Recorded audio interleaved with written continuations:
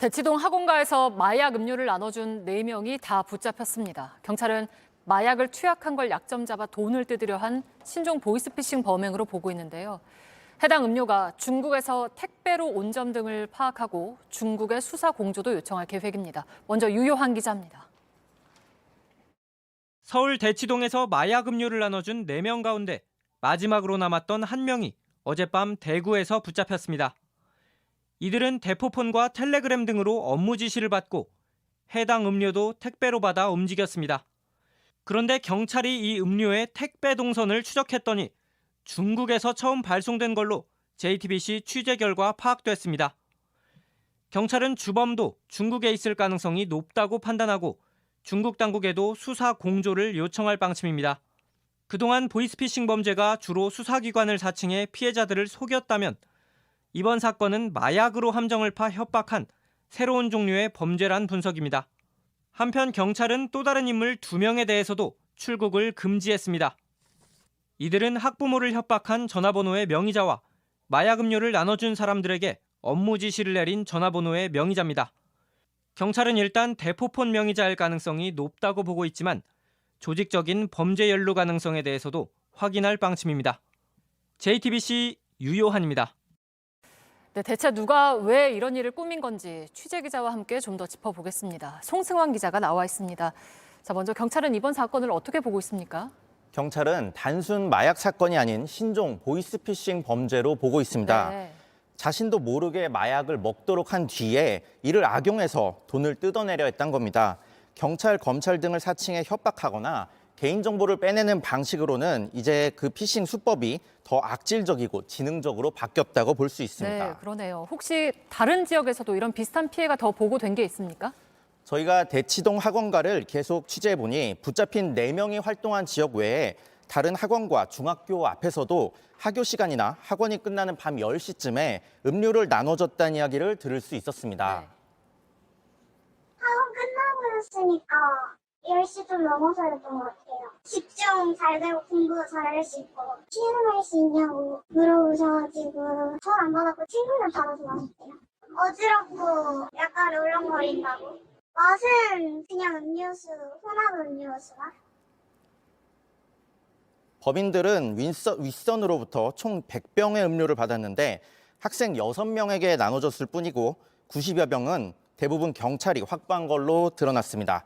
한 명의 학생이 가족과 나눠 마셔서 총 7명의 피해자가 대치동에서만 나왔고 네. 다른 지역에서는 신고가 들어오진 않았습니다. 네, 그렇다고 하면 범인들은 왜 대치동을 선택했을까요? 대치동 학원가는 교육열이 높고 학생과 학부모가 많이 상주하는 공간이죠.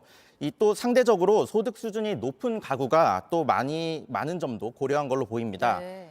때문에 이 제약회사들이 평소 수험생들을 상대로 건강보조제 등을 나눠주고 반응을 듣는 판촉 행사가 많이 열렸다고 합니다. 네. 저희 취재진이 만난 대치동 학생들도 대부분 일반 제약회사의 건강보조 음료와 이번 사건의 마약 음료를 구분하지 못할 정도로 다양한 제품을 봤다고 말했습니다. 네, 근데 그 마약 음료 겉면을 보면 ADHD라고 적혀 있잖아요. 이거는 이유가 있을까요?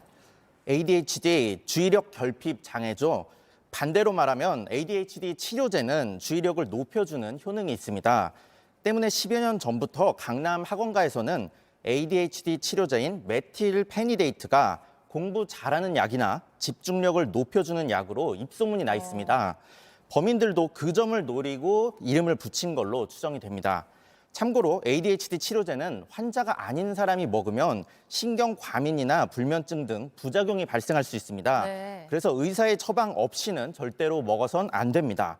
쉽게 말해서 공부 잘하는 약 같은 건 없다고 보시는 게 맞습니다. 네, 잘 들었습니다. 송승환 기자였습니다. 네, 이번 사건과 관련해서 서울시 교육청이 2주 동안 특별 점검에 나섭니다. 교육청은 강남 학원과 유흥가 일대를 현장 방문해서 추가 피해와 함께 마약류 유통 현황을 조사합니다.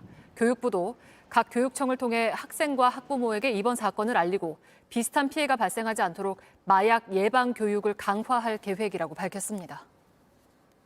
네, 그런가 하면 마약을 사고 파는 나이가 점점 어려지고 있습니다. 온라인으로 10대 청소년들이 마약을 주문하고 역시 10대 조직원들이 배달을 하다가 붙잡혔습니다. 박현주 기자입니다. 한 텔레그램 방에 올라온 이른바 마약 메뉴판입니다. 여러 종류 마약이 적혀 있고 판매하는 마약을 영상 인증하기도 합니다.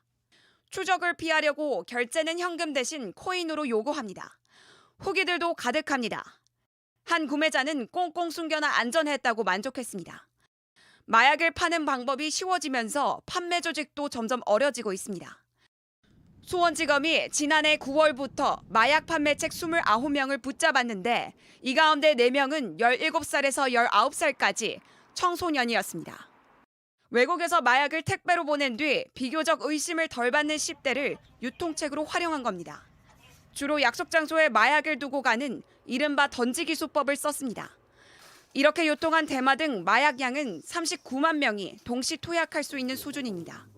마약을 구입해 투약한 10대 마약사범도 지난해 300명에 가깝습니다. 5년 전보다 3배 늘어났습니다. 마약이 우리 생활 주변으로 스며드는 속도는 점점 빨라지고 있습니다. JTBC 박현주입니다.